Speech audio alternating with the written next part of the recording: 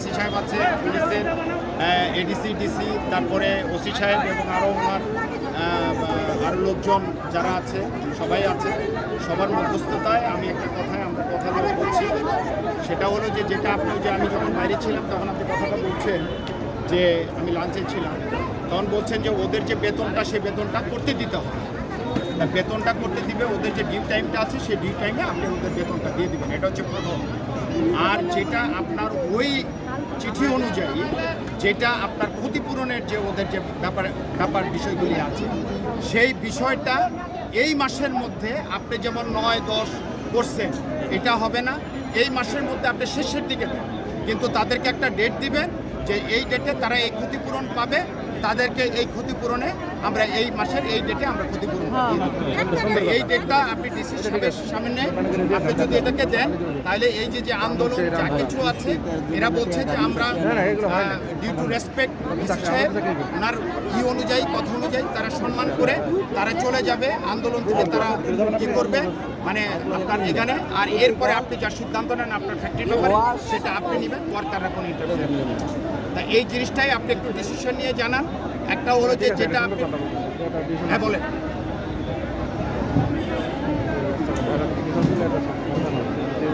হ্যাঁ এটা আমি বলি না এটা আমি বলি যে 16 জন ওখানে গিয়েছিল সেই 16 জন এখানে প্রেজেন্ট নাই, এবং তারা বলতেছে এই 16 জন হলো আপনার দলীয় লোক বা ওই তুজাম্মেলের লোক বা XYZ আপনার লোক, যে কারণে তারা মানবে না তাদের 16 জনের কথা। না এখন তারা এরা যারা আছে এরা এই 16 জনের মধ্যে একজনও নাই প্রেজেন্ট। কথা মোর্শেদ ভাই কথাটা শুনেন, একজনও তারা প্রেজেন্ট নাই। ভাই মিটিং হয়েছে এটা আমি বুঝছি, কিন্তু এই 16 জনকে তো তারা মানছে না। আপনার 50% তো অলরেডি তারা মানছে যে হ্যাঁ। আমি কথাটা বলি মোর্শেদ ভাই কথাটা আমি বলি, আপনি কথাটা বুঝছেন আগে। আপনি তো বেতনটা তো দিতেন, যেটা আপনি স্বীকার করছেন সেটা তো হয়ে গেল। এখন তাদের যে যারা এই বেতনটার কাজ আপনি করেন তাদের 10 জন থাকুক 20 জন থাকুক লোক তারা থাকবে গার্মেন্টসে। আপনার লোকও গার্মেন্টসের লোক থেকে কার কত বেতন আসছে সেটা আপনি কল করবেন, তারা এসে আপনার এগুলিকে বুঝাই দিবে যে হ্যাঁ আমি এতদিন চাকরি করছি, আমি এতদিন করি না, তাদেরকে এটা চলে কথা বলতে দেন রাইট। এটা আপনি হোক আপনি এটাকে দিবেন, তাদের বেতনটা দিবেন ডিউ টু আপনি যে 10 তারিখের মধ্যে বেতন দেন বা 5 তারিখের মধ্যে দেন ওই তারিখের মধ্যে তাদের বেতনটা দিবেন। আর তাদের যেটা সার্ভিস রিলেটেড যেটা আছে সেইটা আপনি এই মাসের মধ্যে আপনি দিবেন, কত তারিখে দিবেন সেটা আপনি সেটেল করবেন, বাস শেষ। এইটুকু হলো কথা। এই সিদ্ধান্ত এখন আমরা পৌঁছেছি। এখন যদি আপনার কোনো কিছু থাকে আপনি বলেন। হ্যাঁ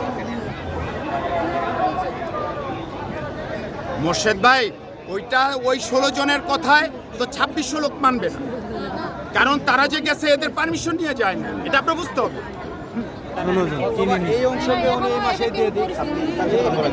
আচ্ছা তাহলে যদি এটা হয়ে থাকে তাহলে দেখেন আপনি এটাকে ভাগ করেন, যে 16 জন গেছে তার অংশটা আপনি রুলস অনুযায়ী দেন, আপনি যেটা সাইন করছেন। আর এখন যারা বিদ্রোহ করছে তাদেরটা এই মাসে দিয়ে দেন। একটু কথা বলেন আপনি, তারেক ভাইয়ের সাথে কথা বলেন।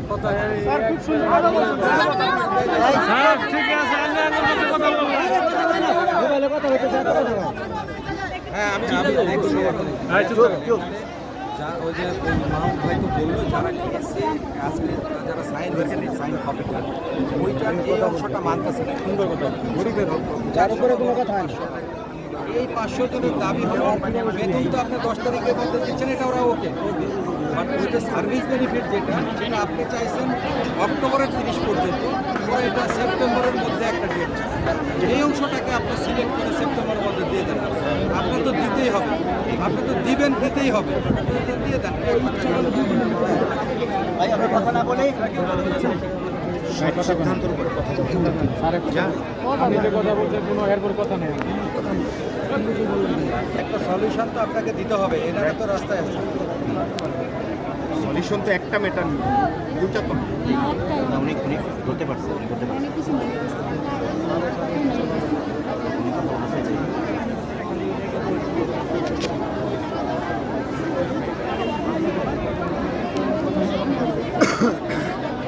ঠিক আছে, তা এখন এখন আপনি আপনার মতামত হলো যে কালকে তাহলে আবার বসার জন্য, তাই তো? কলকারখানা অধিদপ্তরে আবার বসে এটা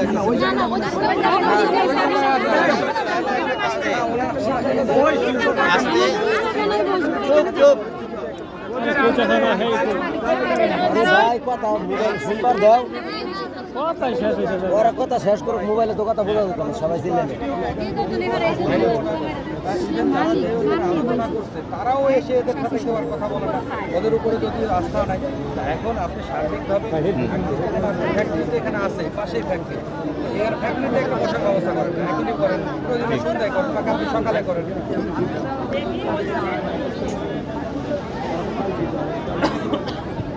না ঠিক আছে, এখানে একটা বসলে পরে এখানে সলিউশন হয়ে গেলে কলকারখানায় আবার করে নেওয়া যাবে, কলকারখানাকে তো অ্যাড করে নেওয়া যাবে। আগে খসড়া সাইন হোক, এখানে বসে সবার এদের মাধ্যমে এক্সট্রা মত তৈরি করতে মানাই করে এটা মত কেন তৈরি করতে? হ্যাঁ না না এটাই অধিক মত তো দরকার নাই। না না, কলকারখানার মাধ্যমেই হবে, চেঞ্জ করতে গেলে আপনি বলতেছেন কলকারখানাকে অ্যাড করতে হবে, ঠিক আছে আপনি অ্যাড করে নেন, বাট আপাতত আপনি একটা সলিউশন তো এভাবে দিতে পারেন। পুলিশের মাঝখানে এক কথা সবার দোষ করে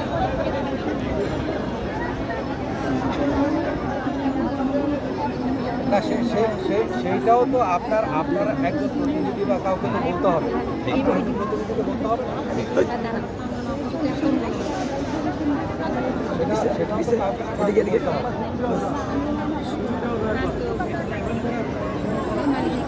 তাহলে ভাই আপনি ওইরকম একটা কিছু বলেন, আছে মনে আছে মনে বললেও এরা আপনার একটা কথা বা কমিটমেন্ট, আপনার ডিরেক্টরের কমিটমেন্ট এরকম শুনলেও এরা শান্তি থেমে যাবে।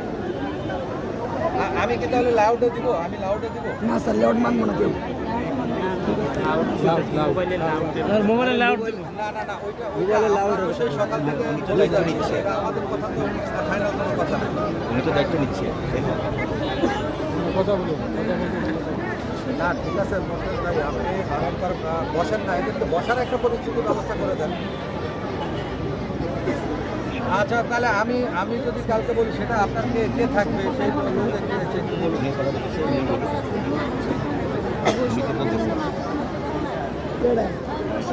বড় পাওয়া তিনি আপনাদের পক্ষে কথা এই যে এরকম কথা বলতে কি আমাদের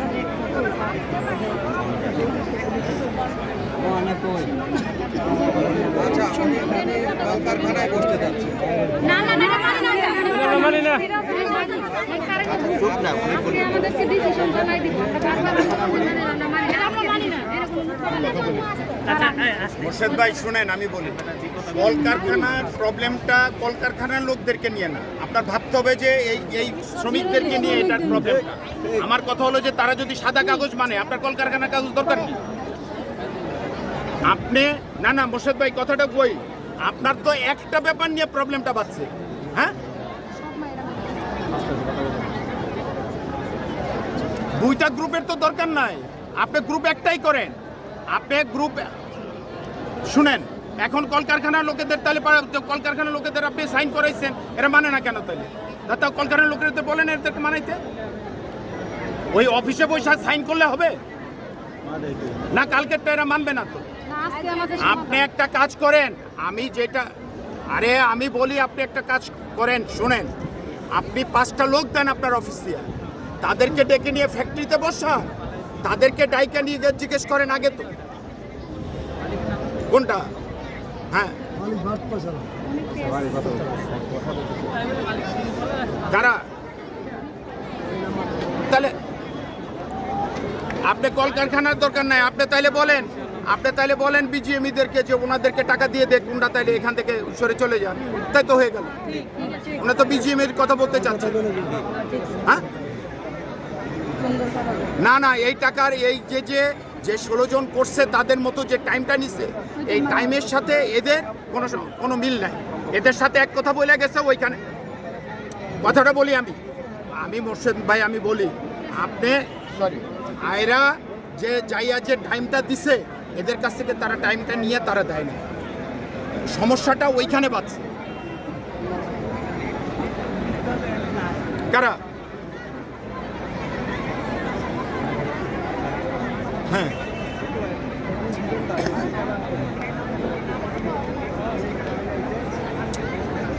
না না এইটা যদি না এখন এরা বলতেছে শুনেন এদের আরেক আমি দেখছি কপিটা এরা আরো আরেকটা কথা না তাইলে এই কথাটার উত্তর দেন যখন তারা বলছিল যে আপনি ফ্যাক্টরি বন্ধ করে চলে যাবেন তখন তো তারা আপনি বলছিলেন যে আমি ফ্যাক্টরি বন্ধ করব না আপনি বলেন তাই এখন তাইলে ফ্যাক্টরিটা বন্ধ হচ্ছে কেন হ্যাঁ তাইলে কেন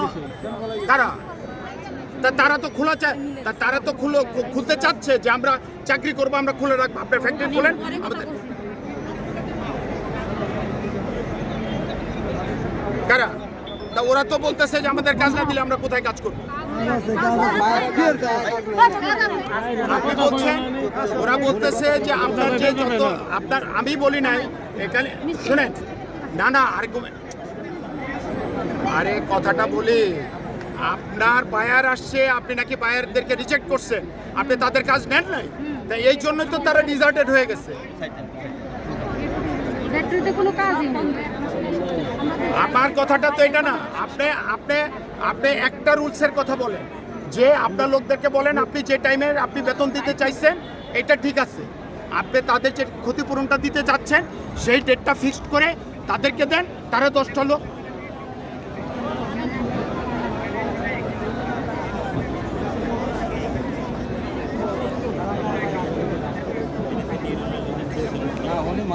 না মোর্শেদ ভাই আমি আপনাকে একটা কথা বলি আপনি সেই ডেটটা যদি দেন তাহলে আপনার লোকদেরকে বসাইয়া তাদেরকে বুঝাইয়া আপনি তাদেরকে ডেটটা দেন আপনি তো রাস্তায় এই ডেটটা দিতে পারবেন না ডেটটা দিচ্ছেন আপনি 3 ধরনের একটা 9-এ আসছে একটা 10-এ আসছে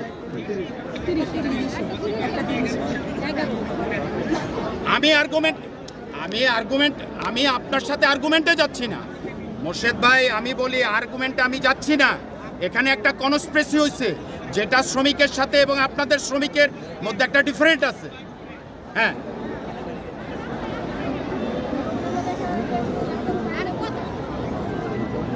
আরে ফ্যাক্টরি করে অপরাধ করছেন না ন্যায় করছেন সেটা তো আমরা জানি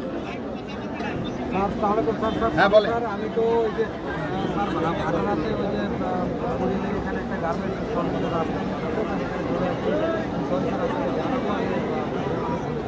আছে না আপনি লে অফ করবেন সেটাও তো রুলসের মাধ্যমে করবেন আপনি রুলস ছাড়া তো লে অফ করতে পারবেন না আপনি 16 জনের ডাইকা নিয়ে তাদের মত মতো কথা বললে এটা সব মানবে এটা তারা মানে না আরে ঝামেলা আমি কই আপনি আসেন তা আপনি আইসা কথা দেন ওরা মানবো আপনি আসেন আইসা কথা দেন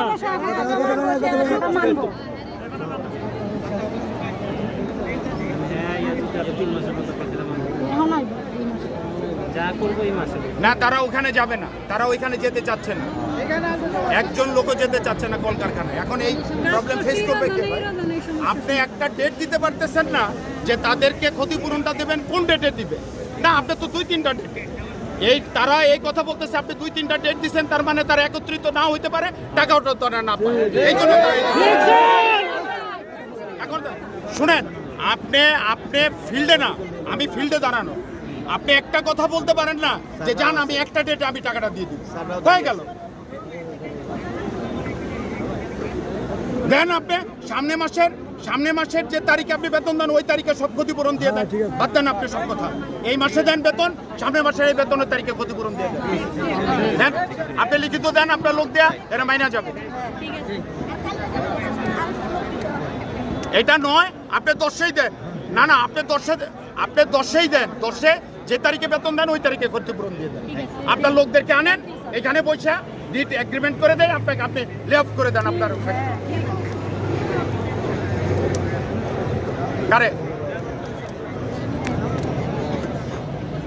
ওইটাও ওই 16 জনে মানায় না যে 16 জন করছে ওই 16 জনে মানা কিন্তু এখানে যে 2000 আছে এদেরকে মানতে হবে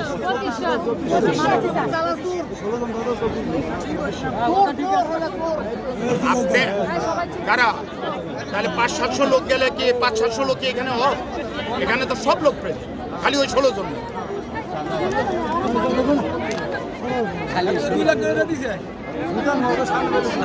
মোর্শেদ ভাই আমি আমি বলছি আপনাকে একটা সুন্দর কথা বলছি, আপনার কাগজটা আইন অনুযায়ী এটা থাকুক। আপনি যদি আগে তাদেরকে বিদায় করে দিতে পারেন সেটা তো আপনার ক্রেডিট, এটা আপনার আপনার আপনার বেনিফিট আসলো যে আমার গার্মেন্টস আগে খালি হয়ে গেছে। হ্যাঁ বলেন। আরে এগ্রিমেন্ট ঠিক আছে, এরাও এগ্রিমেন্ট মানে, কিন্তু দিতে হবে আগামী মাসের 5 থেকে 10 তারিখের মধ্যে। সেটা বলেন আপনি দিবেন, আর এই মাসের বেতনের তারিখে বেতন দিয়ে দিবেন। ওরা এখন রাস্তা থেকে এখান থেকে চলে যাবে। 10 তারিখে আমি মানাইছি। হ্যাঁ, আপনি একটু কথা বলেন তারেক ভাইয়ের সাথে, ডিসি সাহেবের সাথে কথা বলেন।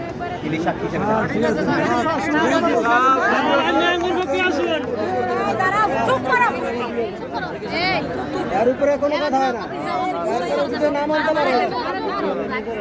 এর আগে স্যার আর অফিস তালা মারতে পারবে না। আমরা থাকবো। কিসের তালা? তালা মারলো স্যার। এই চুপ করো। সারে যাবো যে তাই ওকে এর উপরে এখন ডিমান্ড। সারে কথা বলছে সারি তো অনেক ভালো লাগছে স্যার। কথা বলছে করে ওরা মারবো, তুমিও মারবো, তুমিও সাবিরা করবে। ওরা করতে গেলে তোমারও দরকার। হ্যাঁ স্যারের সাথে কথা সুন্দর আছে স্যার এটা আল্লাহর কাছে পাইবেন। আপনি পাইবেন